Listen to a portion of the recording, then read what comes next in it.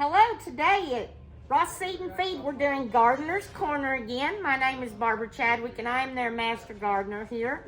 I'm here with my friend and fellow master gardener here in Canadian County, Janet Horner. Hi. She's been here with us several times and we're glad to have her today. Thank you. We're going to talk about lasagna tulip bulb planting. Planting in a container once for 2 seasons. So today we're going to actually do different bulbs and pansies on top so that we'll have a fall garden now and a spring garden to come. I am featuring today our Happy Frog potting soil. It is ready to use for outdoor and indoor use. It is soil and fertilizer all in one. So it's quite ready for this tulip planting, daffodil planting. We're going to start by showing you that we've started the pot, I'd say with about 8 to 10 inches of regular potting soil. And I'm going to add some perlite. Janet, tell them why we're adding that perlite in there. When you're planting tulips in your pots, they need really good drainage. So I would recommend a ratio of 2 parts potting soil to 1 part perlite. That should give you enough texture so that they'll drain properly during the winter months. All right, so I've just added it in. We're going to sprinkle it with a little high-yield bone meal. So this is very good for the tulips and the bulb planting. It is a natural, organic fertilizer. So you can also fertilize your plants in the spring with a liquid fertilizer if you want. Most bulbs already have the nutrition they need, but this never hurts, especially in our Oklahoma weather. So I sprinkled it in, and I'm just going to mix this up. It's not rocket science at all. I'm just going to make sure that I've got it mixed right into that top few inches, because that's where the bulbs are going. All right. Now, Janet, I've got a plastic pot here. That's what we had in the store. Tell them about the different pots you should be using. Okay. In Oklahoma, the ideal temperature for tulips or daffodils in pots is between 35 and 45 degrees. So we're in the sweet zone in zone 7. However, you cannot leave this plastic pot out exposed in the winter. So what I would do is when it gets really cold, bring this in a covered garage or in an unheated garage or shed.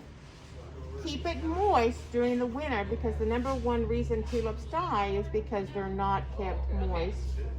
Bring it out when it starts to warm up. Or this pot that I have is a plastic pot that I'll use, but I have a glazed pot on my patio that I'll fit this into. Another thing that I want you to remember is to cover the holes. You can use a screen, you can use a coffee filter, you can even use pine cones to help with drainage. And normally with your bulbs, you're going to plant them, you need to leave about 2 to 3 inches of space on the bottom before you start your planting. I'm going to talk about the first layer of my tulips. I'm going to put the first layer down as a mid-spring bloomer. It's going to bloom 22 to 24 inches. I've got 10 bulbs, and basically there's 2 ways of doing it. It's called drop and go, which is just what you saw me do. Wherever they naturally fall, you want to put them pointed up, and that's going to be a 2-foot tulip when it gets to the top of this.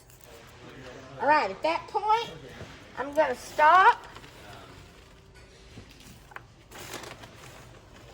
layer on the dirt. You can plant your bulbs closer in your pots, just don't let them touch. This little crocus is going to put up a beautiful little grape flower. And it's going to be just about 4 to 6 inches tall, as opposed to how large the bulb is on the tulip. You can see that's a big, big difference. But the same beautiful blooms no matter what size. Always keep this in mind about buying bulbs. They say the bigger the bulb, the bigger the bloom. If you'll come into Ross Seed and Feed, we've got some beautiful large tulips in, beautiful daffodils and crocuses. So I'm going to lay these crocuses kind of right up front. And another tip when buying bulbs, press them. Make sure they're firm. All right, now my fall garden is going in on top of this. I'm going to take a few of my pansies that we kept. And you can watch Janet. She opens that root bed up to help those roots that are all tangled and weaved. If you do that, it'll immediately start growing right where you pulled it up.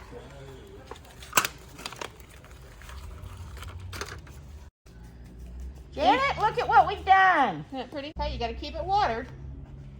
2 seasons, fall, spring on the bottom.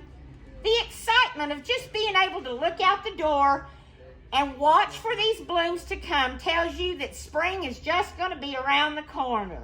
We thank you for being with us today. We hope you'll always come to Ross Seed and Feed for all of your tulip daffodil needs.